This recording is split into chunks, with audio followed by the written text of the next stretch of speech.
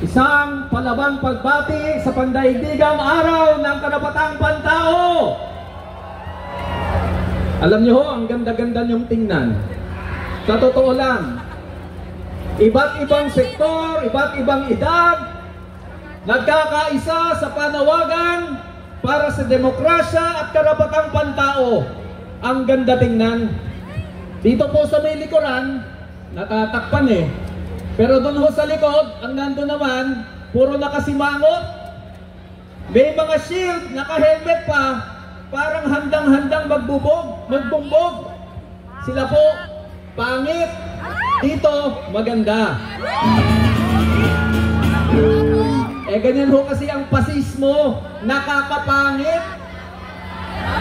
Hindi ko rin ho talaga maintindihan hanggang sa ngayon kung bakit pinagbabawalan tayo makapwesto kahit doon man lang sa paanan ng Menjola. Alam nyo ho, panahon pa ni Marcos yan, nauso yan, panahon ng diktadurang Marcos, tatay ni BBM, panahon pa ho ni Casator. 2024 na ho ngayon, hindi pa rin sila maka-move on. Ayaw na ayaw nilang magpahayag ang mamamayan doon sa paanan ng Menjola. Ganyan ho ang kaisipang pasista. At hindi na ho bago yan. Kaninang umaga po, narinig natin, nilatag ng ating mga tagapagsalita ang tunay na kalagayan ng karapatang pantao sa iba't ibang mga sektor at rehiyon. At nakita natin kung paano ang ating mga karapatang politikal at sibil ay nilalabag at niyuyurakan ng gobyerno. Kasama na ho dyan yung karapatan natin sa buhay, karapatan sa malayang pagkilos na walang takot at malaya, karapatan sa pagpapahayag, sa pagtitipon, karapatan na sumali sa anumang organisasyong nais natin, karapatan batikusin at panagutin ang mga korap at mga abusadong opisyal ng gobyerno. Yan po, patuloy na niyuyurakan ng rehimeng US Marcos Duterte. Narinig din natin kung paano ay pinagkakait ng Estado ang ating mga karapatang pang-ekonomiya, pang-sosyo-kultural, kasama na po ang karapatan sa nakabubuhay na sahod, karapatan sa lupa, karapatan sa sariling pagpapasya ng mga katutubo, karapatan sa maayos na serbisyo, kalusugan, pabahay, edukasyon, at iba pa. Kaya ho sa nakikita natin, sistematiko at malawakan ang ginagawang paglabag ng Estado sa ating mga karapatan. Yan po ay hindi aksidente, yan po ay sadya, yan po ay dinisenyo para maghari ang iilan, ang mga malalaking negosyo, negosyante, mga asendero, mga dayuhang kapitalista, mga imperialistang bansa, mga political dynasty, at mga corrupt na opisyal, sila po ang naghahari. At upang maghari, tayo po ay pinapasista. Inaakala nila na mapipigilan nila ang paglaban natin sa bulok na sistemang ito sa pamamagitan ng pasismo ng Estado. Mapipigilan ba nila ang laban ng mamamayan?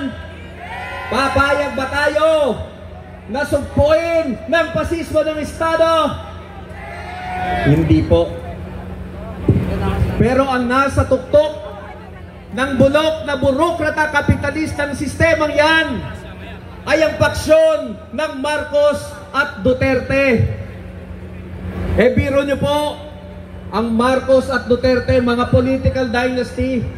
Sa buong kasaysayan ng Pilipinas, ang dalawang dynasty ito ang may pinakamaraming dugo sa kanilang kamay.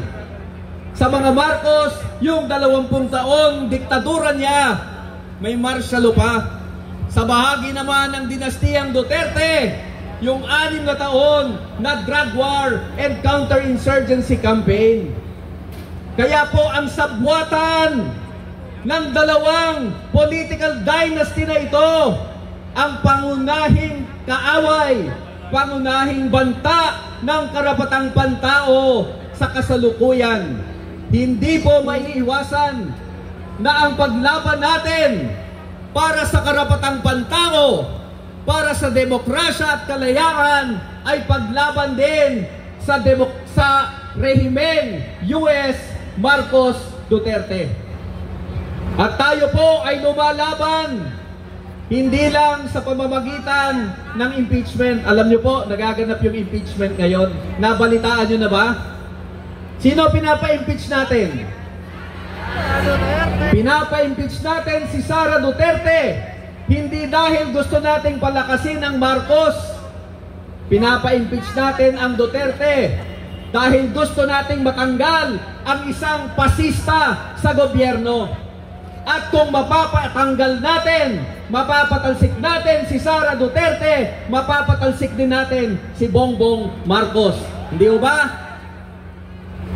Kaya ho, sa ating pakikibaka, hindi lang po usapin ang impeachment, nandyan din po ang eleksyon. Sa darating Mayo, meron ho tayong halalan. At tayo po ay nagpapatakbo ng mga progresibo at makabayang kandidato para magkaroon tayo ng mga kakampi doon sa gobyerno laban sa rehimeng Marcos at Duterte. Iboboto ba natin ang mga makabayang kandidato? Pero ang pinakamahalagang pakikibaka ay hindi ang impeachment, hindi ang eleksyon, kundi ang pakikibakang masa. Ito yung araw-araw nating paglaban para sa ating karapatan, para sa demokrasya, para sa kalayaan na ginagawa natin sa lahat ng antas at sa lahat ng paraan. Mula sa mga pabrika, mula sa mga eskwelahan, sa mga komunidad, sa mga simbahan, sa mga bayan-bayan, hanggang sa kanayunan kung saan nag-aaklas na ang ating mga kababayan. Yan po ang ating tatanganan. At sa araw na ito, sa pandaigdigang araw ng karapatang pantao, iginigiit natin ang ating paninindigan laban sa rehimeng US Marcos Duterte at ating patuloy at paiigtingin pang paglaban para sa pambansang demokrasya patungong sosyalismo. Kaya po, sa oras na ito, itaas natin ang ating kamao at habang binabasura natin ang nabubulok ng lab team na nag-break na ng Bongbong Marcos at Sara Duterte, isigaw po natin, Makibaka! Makibaka! Makibaka! Mabuhay ang karapatang pantao! Makibaka para sa pambansang demokrasya tungong sosyalismo! Mabuhay ang sambayanang Pilipino!